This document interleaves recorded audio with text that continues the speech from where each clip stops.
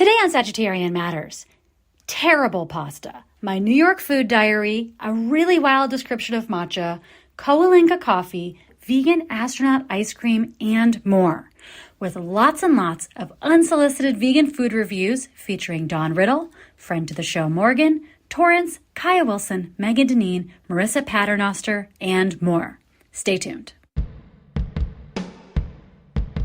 Sagittarian Matters, Sagittarian Matters, what's the matter with you?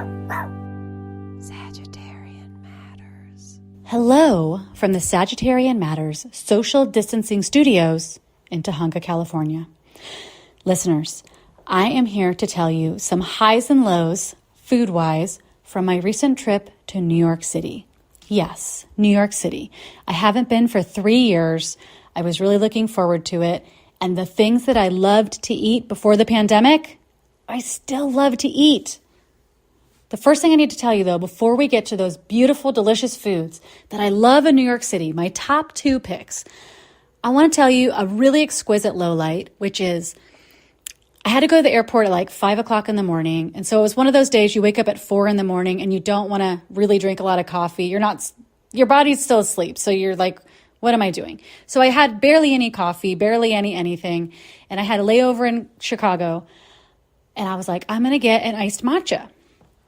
More about matcha versus coffee later. So I was like, I'm going to get an iced matcha.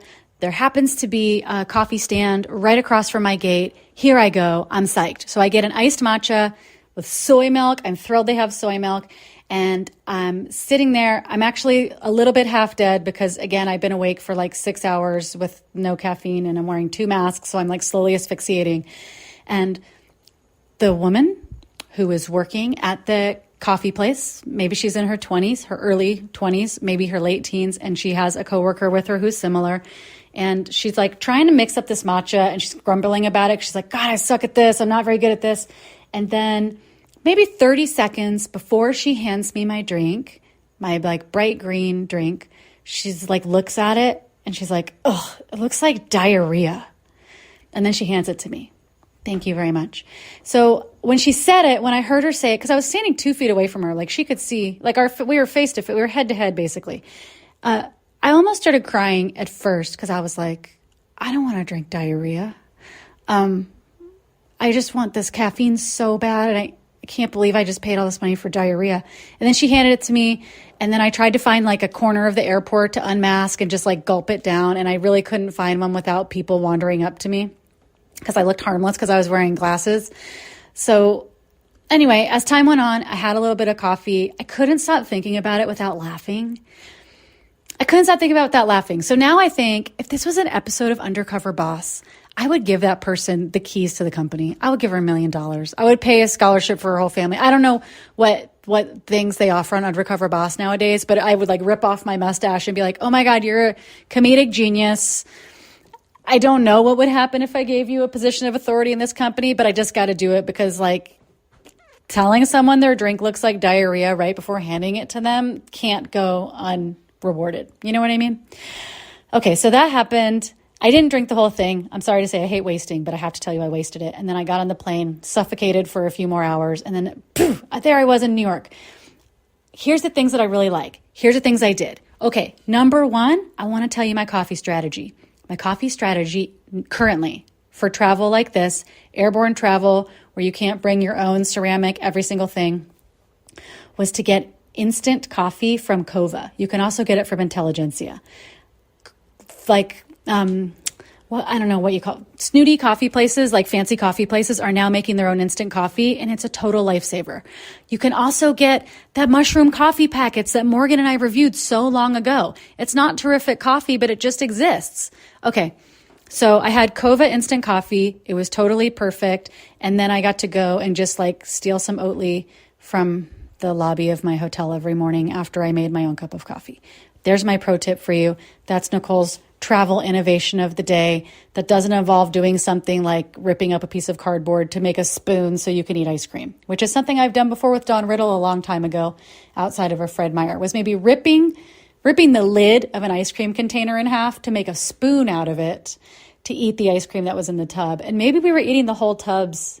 Maybe we were each eating our own entire tub of So Delicious or whatever kind of ice cream it was. Okay, I digress. My favorite food in New York, City is Spicy Moon Vegan Szechuan. Spicy Moon Vegan Szechuan. It's in Manhattan somewhere. I don't know where. I don't know geography, but I know that you can get it delivered to a lot of places in Manhattan, and I know that you can go there. And if you go to Confectionery, which is the offshoot of Lagusta's, which has like awesome caramels and CBD caramels, and they have macarons and vegan chocolate chunk cookies and all kinds of stuff, you can walk there from Spicy Moon and vice versa. That's where it is. It's around there. You have to get the spicy wontons. That's all you really have to get. I've never had anything else from there that has haunted me or made me be like, wow, this is the most incredible thing. It's all fine. But the spicy Szechuan wontons are so fucking outrageous. They make my mouth tingle. They make my body vibrate. That's how good I thought they were. And I've had them several times. I tried to get them twice on this trip. The second time got nixed because I had to go somewhere and it was taking too long. But they're just a real standout, and I really recommend them. The other thing I got, which was beautiful and perfect, and if I lived there, I would eat it all the time, was the classic mac and shoes from Modern Love in Brooklyn. Modern Love, of course, being the restaurant run by friend to the show, Issa Chandra Moskowitz, who wrote Veganomicon and a bunch of other books. Mac and shoes is essentially a gluten-free macaroni and cheese with a really great portion of garlicky greens and a nice kind of breaded, fried-ish or air-fried or baked, I don't know what, tofu that has a really nice crust on it. Everything's really well cooked. Everything's really well seasoned.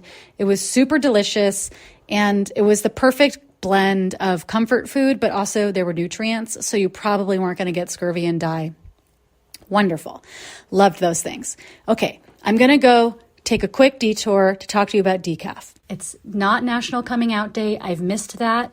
But I need to come out to you as somebody who now drinks decaffeinated coffee. Why? Why? You might ask. Nicole, haven't you been a coffee snob ever since you were a teenager and could get fine coffee at Broadway Cafe in Kansas City, Missouri? Yes, that's true. That's me. That's who I am. Being picky about coffee is part of who I am as a human being. That's actually most of my personality. There's not much else there. But since I had COVID-19, the coronavirus, not only did I have to take a lot of measures to get my brain back, but I also have been having what I think are heart palpitations. Essentially, I'll be taking a nap and then my heart will skip a beat and I will be frightened into being awake. Or I'll be doing something really physically strenuous like taking a nap and my heart will start racing for no good reason and then skip a beat. And it really freaks me out. And so until I see my loving doctor, I have decided to cut down on coffee. I have a friend to the show, a very good friend, who had heart palpitations before and just cut down and started replacing some coffee with matcha. So that's what I've been trying to do in the afternoons as I kind of taper down to avoid a young person heart attack. All that is to say, I am now embracing decaf. Not only as something, just like bird watching, a taste for decaf comes. Like at a certain birthday, you're handed a pair of binoculars and you're handed some kind of self-help book about your inner child. And then you're also handed a cup of decaf and you like it all. You appreciate it all. You're ready to talk about reparenting your inner child. You're ready to just fight for your decaf wherever you can. And then you're going to write down whatever birds you see along the way. And that, I guess, happens maybe around the age of 39. I think this is like Saturn return, but it's like as you're exiting your 30s, these three things happen. And if more things happen, I'll let you know. But those are the three major things that I know are developmental moments. So anyway, if you see me somewhere demanding a decaf coffee, don't laugh at me. Don't scoff. I want to tell you something that Amelia Hart, a really great person who does my hair sometimes, who's in Portland, Oregon. If you need your hair done, go to Amelia Hart. You can find her on Instagram. Amelia Hart and I were talking. We both were baristas from a young age onward. And she said when she was a barista as a teenager in Eugene, Oregon, in a fancy coffee place, Her manager sat them down and said, "Hey, don't make fun of the decaf people, because you know why? Those are the real coffee lovers. They don't even get anything out of it. They just like the taste of coffee." And I want to go ahead and extend that to say, we don't even get anything out of it, and it's embarrassing. And they're still asking for coffee. So you know what? Like, those people have a deep love of coffee, and the more that you're like, barf, you're so stupid, barf, death before decaf, what's the matter with you? I don't know what to say. It's just, the time for that is now gone, as I'm trying not to freak myself out by having my heart stop beating after it's done racing while I'm taking a nap. So I hope you enjoy today's episode of the podcast. We appreciate you. We raise our decaffeinated coffee crystals to you, and I hope you have a great week. Dawn Riddle is a multidisciplinary artist from Portland, Oregon. She's a brilliant painter, weaver, photographer, musician, playwright, cafe owner, videographer, residency runner, and unsolicited vegan food review correspondent. Dawn had Morgan, Kaya, Torrance, and I over for dinner, so let me tell you a little bit about Morgan. Morgan is a frequent contributor to Sagittarian Matters and a very good friend to the show.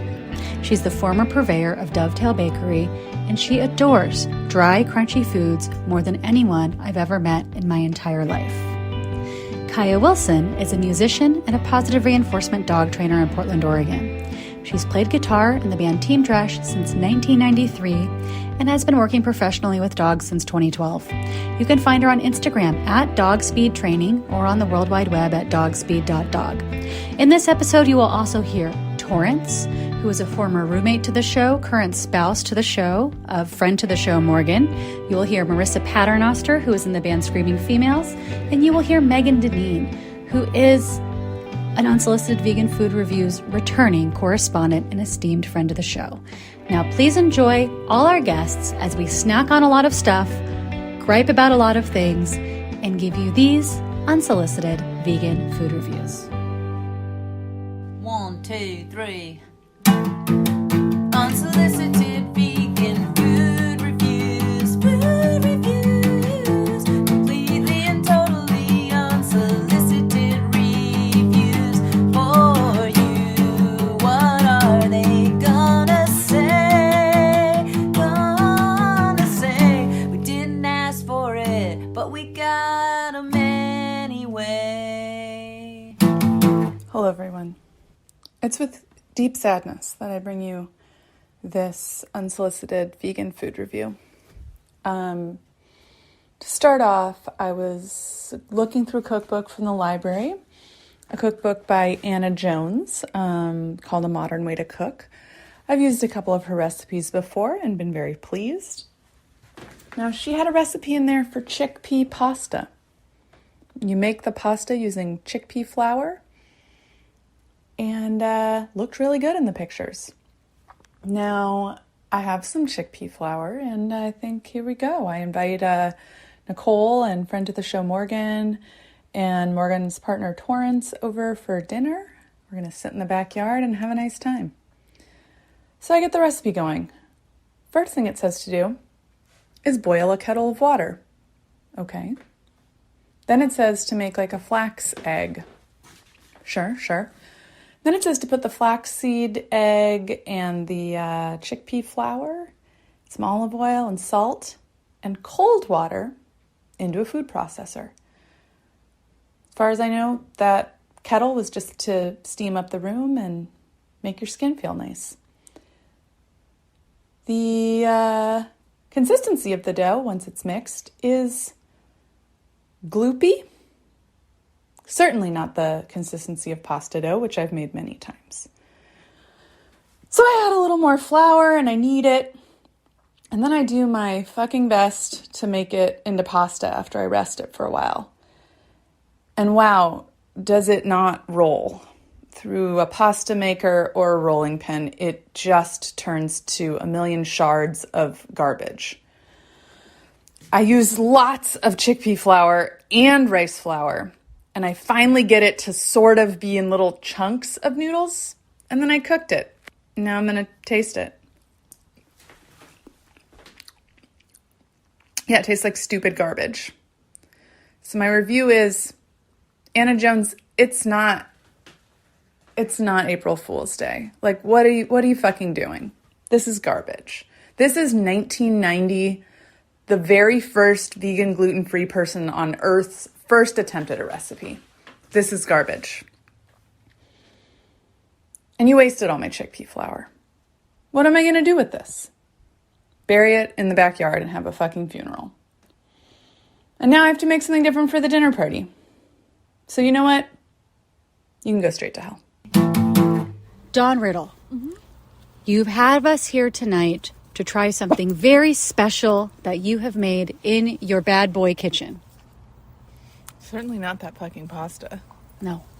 No, I was like, I really like to have people over for dinner and then serve decaf afterwards. Mm-hmm. I think it is like what makes it feel like I'm doing something formal. Mm-hmm. And so I was like, I'm like, for whatever reason, just opposed to purchasing alt anything. So I try to make the thing. Mm-hmm.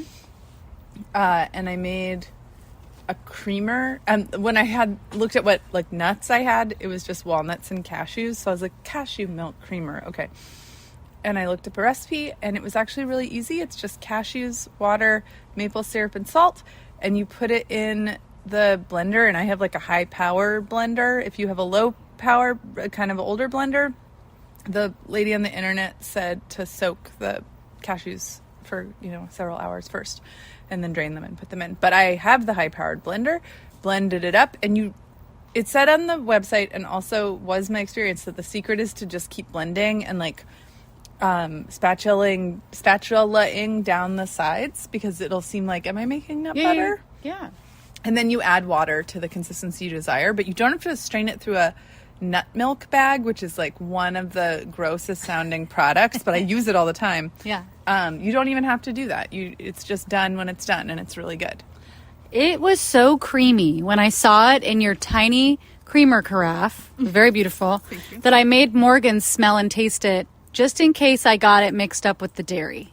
Because it didn't look like I just blended up a bunch of cashews, put this in your coffee. I know. That's a good product. It is a smooth, bright product, and it tastes great in this decaf coffee. What if I told you these were decaffeinated crystals? You son of a bitch. Jean-Luc! Remember that one? Yeah. That waiter. Morgan, what do you think? Oh, it's a hit. Yeah, it's a hit. I never drink decaf. I'm making an exception for tonight because it's such a good party. Yeah, major hit. Also, it's charming when it's only like 4 ingredients. Yeah. Mm-hmm. Yeah. It tastes awesome. Would you add this to your regular coffee? Yeah, definitely. Thumbs are all the way up. I want to know if I can make this in my magic bullet. Yeah, just soak the cashews. Wait, I need to interject here. I don't believe in soaking cashews. I think it's a load of garbage. I know it's controversial, but I'm saying it right here. Excuse me? Whoa. Yeah, I know. Whoa. Dawn's literally scratching her head. I stopped soaking a long-ass time ago. Wait, other nuts do you soak? I don't really... Almonds? You probably got to soak an almond, but a cashew, they're so soft. They're really like a fruit, I think, anyway. Just put boiling water in the blender. Oh, yeah, they did mention boiling water for the soaking. And then... No, don't soak. Nut from the bag into the blender. With boiling water? Nut Yeah. from the bag, you say. Grab your nuts out the bag. Yeah. I've read a lot of vegan recipes, and I love to call bullshit on the things where I'm like, just try it another way. You've just been doing this because you read it somewhere and you've been doing it for 25 years. Putting... Try it. Tell me how it goes. Don't soak your nuts. Just use boiling water. Okay, well, I want to say, I'm short on patience, and I like a shortcut. Do it. For soy curls, instead of soaking them for a long time in normal water, I soak them for a short time in boiling water. Definitely. And for cashews, when I have to make a cashew sauce, I will soak it for a very short time in boiling water. Please. Like 10 minutes. Stop soaking. Just try the boiling water directly in the blender. And let I'm me know how it afraid goes. of when I open my magic bullet, which is the blender I use for these sauces, that this pressure steam is going to make it pop into my That's what I was face. saying. It's not soaking, but just like pour some boiling water on the cashews. Leave them for 5 minutes. No. No. Okay. Morgan is. I'm passionate about this because I just no, like mixing a flax egg and letting it sit. Why? Oh, it really does thicken up in a different way. It's gonna thicken up in the recipe. What? We've got a baker. Morgan's a wild ass. I will say I made something that called for both like a flax egg and a chia kind of egg. And my experience of just putting them straight in the recipe and letting them dissolve in water was quite different. The chia and the versus the flax. No, to like keeping it separate and letting it gel versus just mixing it with all the other stuff. I disagree. Okay. I disagree. I think I'm also in a baking, like definitely separating dries and wets and then mixing. To me, it's like the same concept. Yeah. Separate dries and wets. You don't separate dries and wets? Oh no, I definitely separate. Okay. Come on, Yeah. come on. No, well now I'm curious to know, but yeah, but definitely don't soak your cashews. I'm on board with that. but watch out for your magic bullet. But also, because I am quite opposed to putting boiling water in plastic. Yeah. That's what I would. Yeah. That's my reason. it's getting hot in that plastic anyway. But Not that hot. boiling. Getting pretty close. Morgan is going Really over. poking the beast. you I have something never to say? knew that Well, I I just had thought that- 2 enemies, Morgan and Anna Jones. You woke up this morning with 2 friends and you went to bed with 2 enemies. My life is so fucked up. I just was wondering about the nutritive quality of soaking. If there is an increase in your nutrition through a sprouted. Yeah. That's different than us just You know trying to what make it does soft. taste really good when you sprout a nut and then you dehydrate it. Yeah, that's good. Like, why does it taste better? But it does. It's good. It's really good.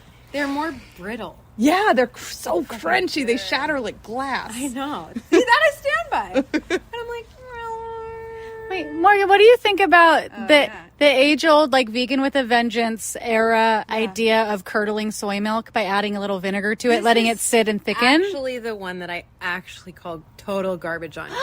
Wait, why do we want to curdle the soy milk? It thickens it, which helps Nothing. bind It's everything just good. together. Why don't you just like put some cornstarch in there? I don't know. Okay, so listen, the acid is in there to react with like the leavener. That's like why people use like, whatever tangy. For wacky cake? Yeah, or like whatever, like buttermilk biscuits or whatever. It's just like you're using buttermilk because it reacts with baking soda. Okay, baking powder is just baking soda. What? Cream of tartar and cornstarch. Yep. Okay, cream of tartar is not made of dairy. It's just Nicole's literally what? Okay, it's baking powder is just baking soda, cream of tartar, which is like made from grapes or something, and it's acidic, and then the cornstarch, which keeps it dry. So when you get it wet, it's an acid and the baking soda reacting all in one. But if you're using baking soda, you use an acidic liquid to create that same reaction. So when they touch each other, you get the like leavening power. So you don't actually need the thick soy milk. You just need the acid in the recipe to get that. And another thing is if you're doing it that way, you definitely want to put it in the oven because Right away. the leavening happens very fast. Yeah. Like the volcano for your school project. yeah. So you want to definitely don't fuck around. Yeah, it's called a chemical leavener. There's something about double acting, which I forget. Like it fluffs once and fluffs again with heat. I don't remember. Wow. Wow. You just, well, So that's why I was like, what does it matter if you leave it? That's not the point. It's the acid that does the thing that's important. what about when you leave cookie dough in the freezer overnight or some other kind of dough or fridge? Nicole can't concentrate. The fridge. Yeah, that's different. That's to firm up the oils so that. And also, the flour absorbs the liquid. Oh yeah, but you know what flour doesn't absorb? The thing doesn't work with resting. That fucking pasta recipe. Doesn't work. I actually have a real question that I've been wanting to ask Cooks Illustrated for a long time in the write-in column. So I'm Here we are. mentioning them right now. Hi, I really have hey there, long-time listener, first-time caller. Yeah. It's about baking soda because sometimes recipes calls for baking soda and baking powder, Yeah. and I'm like, they're made of. If you're using baking soda and you have an acid to react with it, why would you also add baking powder, which is baking soda with an acid? Well, Morgan just made an incredible face of, I don't know. To me, it's that taste of the cream of tartar. There's some, I feel like it's just for whatever the cream of tartar does. It's just acid. But it's just like they're saying this is the ratios we want. I know, but why? If you're already having a leavener. Well, what's the point of baking soda in the first place? It's to react with. You're like, wait, It's to react with your acid. Yeah, this is a real question. Wait. I really want to answer that question. Wait, should we just look it up on the internet? No, I've looked. Really? Yeah, they're like, oh, it's just because, and then there's always this weird, vague, like, I'm going to ask Issa. yeah, evading I guess- kind of an answer. To me, I love the taste of baking powder. No, baking soda is the one that has a flavor. I love the taste of to me, baking powder has it's the cream of tartar flavor. What? I've used cream of tartar. Okay, right, like in a snickerdoodle. I've used it in meringues. Yeah, Sorry. But I fucking love that flavor. I think like a quarter teaspoon in like a cookie recipe. I can taste it. Interesting. All right, well, Kaya's laying on the ground. But I do feel like sometimes they want to put a lot of the leavener that is baking soda, but it would be too strong of a taste. And so baking powder is going to add some of that, but with a masking, delicious cream of tartar taste. But that is a made-up reason that I'm like making up. I'm very interested to know more. Well, everyone, This really took a turn. when Look on the internet. I will turn this off while we look on the internet, and we'll let you know as soon as we know.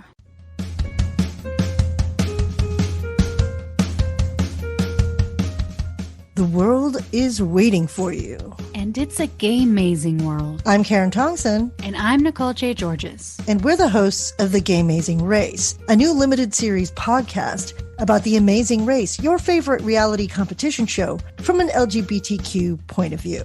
We are going to talk to gay-mazing guests, including Oswald Mendez, Team Guido, the Married Lesbian Ministers, and more. Plus, we will learn behind-the-scenes gossip, trivia, we'll talk about gay villains, the closet, archetypes, processing challenges that we just can't forget, and more. And beyond that, you'll also have a gay amazing soundtrack scored by the Kaya Wilson. This music has been described as Enya-esque with Druidic energy. So listen to us, The Gay Amazing Race, wherever you get your podcasts.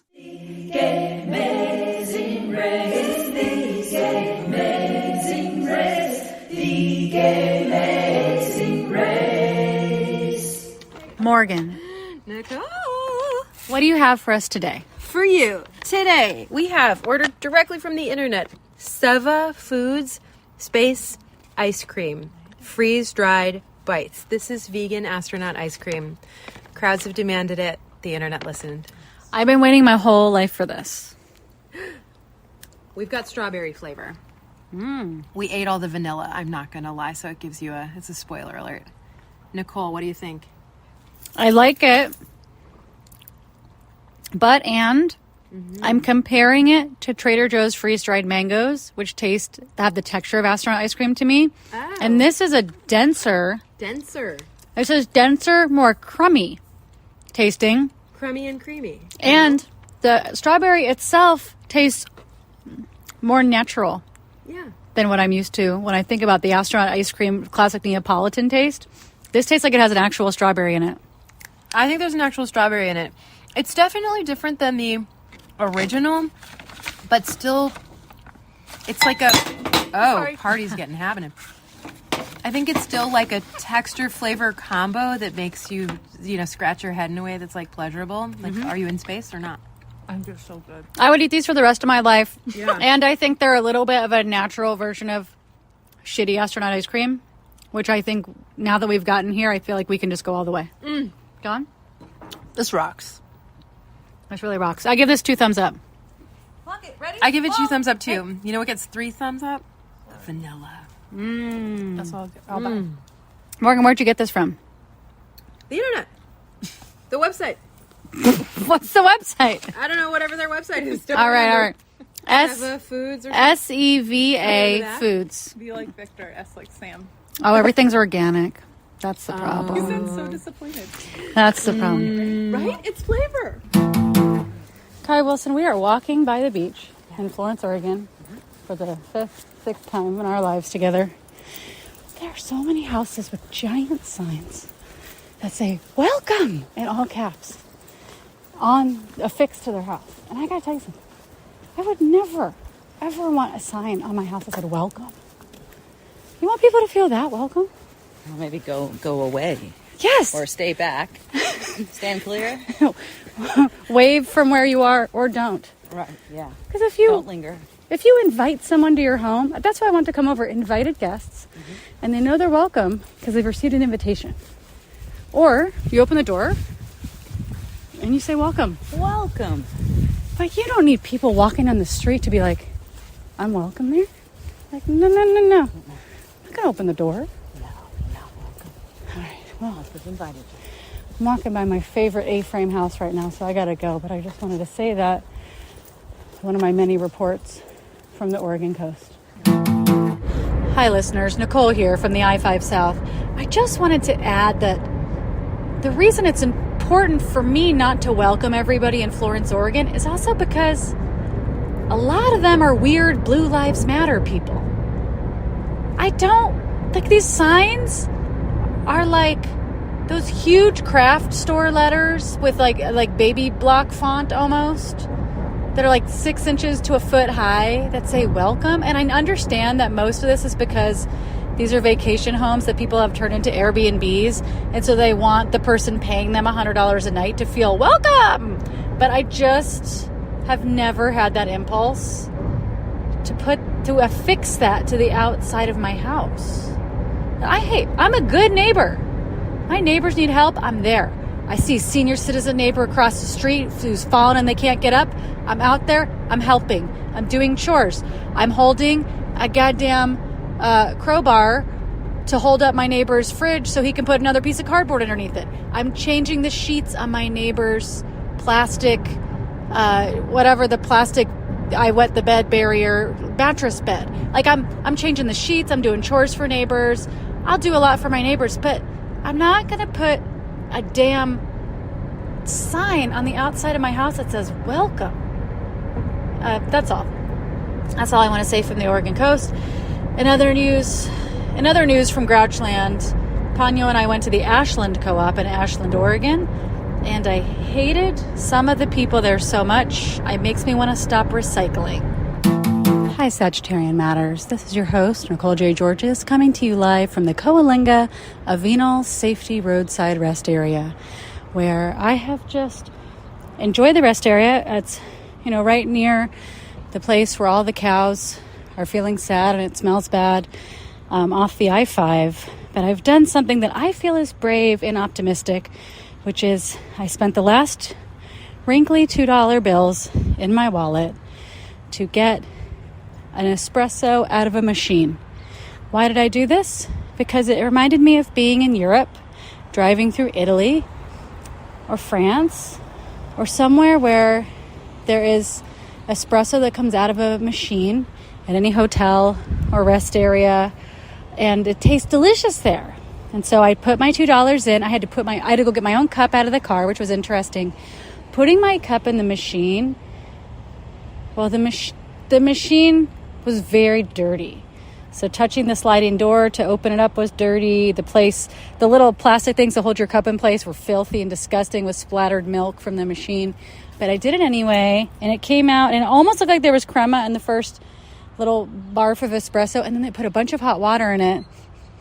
And the crema's gone. It is just a flat, black, quote-unquote espresso. It seems like actually it's an Americano. I'm going to taste it for you, but I want to say I may have just thrown in the towel entirely if it weren't for you, podcast, because I just am acknowledging how dirty the inside of the machine must be if that's how dirty the outside of the machine is. And the inside of the machine is just them refilling it with water and whatever coffee pods. And so I don't know if I'll actually drink this entire thing unless this sip is going to rocket me to a romantic place. Okay, hold on. We're going in black. Oh, it's so weak. It's actually incredibly weak. I thought that the smell was going to be strongly afoot, because that is how I have tasted airplane coffee before that came from a dirty machine. Was just the first scent and taste to hit the back of my mouth was dirty sock. But this actually just tastes very weak, and it happens to be brown. Now it smells like somebody told this water about coffee and then heated it up in a dirty carafe. I'm going to take one more sip. And there's a fly buzzing around me because we are in Coalinga. Someone's got to tell these flies there's actually like a bunch of cow shit that they're going to enjoy a lot more than my glasses. Okay, I'm pouring out the rest of the coffee. I just poured it out. It was the color of tea. And that's it. So I have to, unfortunately, sadly give a thumbs down to the espresso machine and coffee machine with the option to include whitener at the Coalinga Avenal Safety Roadside Rest Area. But I do want to tell you, if you stop here, it doesn't smell very bad. It doesn't smell to me. And you can hear a lot of birds. Today I heard starlings and I think house sparrows, and there's a ton of cute birds around. Okay, over and out. Hi, listeners. After we all tried vegan astronaut ice cream at Dawn Riddle's dinner party, she sent me this bonus content from Megan Deneen, Marissa Paternoster, and an unidentified guest. Unsolicited vegan food review number 69. I'm going to do it again. I'm going to eat space ice cream. Cream is spelled with a K. Freeze-dried bites by Seva Foods. I don't know. It's a creamy, crunchy, healthy snack. I guess vegan astronauts eat it. We actually already ate it, and I hated it. And I'm going to hate it again. I hate this stuff. You don't feel it has this satisfying, rich flavor of vanilla ice cream with the convenience of a snack? Minimally processed and freeze-dried? There's no way it's minimally processed. I like it because I feel like if I was in outer space wearing my blue jeans, I would have this in my pocket and then I would enjoy it. It's made from chickpeas and cashews and a coconut. I'd rather have any of those things separately than this. It does taste like a dusty chickpea that's vanilla. Yeah. But I like it. It's kind of like a Necco wafer. Oh, yeah. Flavor. A soft Necco wafer. Yeah, it's a chewy Necco wafer. Like an old Necco wafer that got kind of stale. And Agua Papa. I'm not vegan and I'm not an astronaut. But you're out of this world. Thanks. I think it's good. I like it. Some people just weren't meant for space. Yeah, that's me.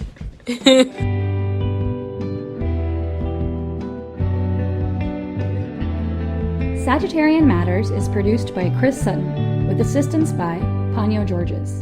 Our theme music is composed by Carolyn Pennypacker Riggs of the band Bouquet. Thank you for listening, and I'll see you next time.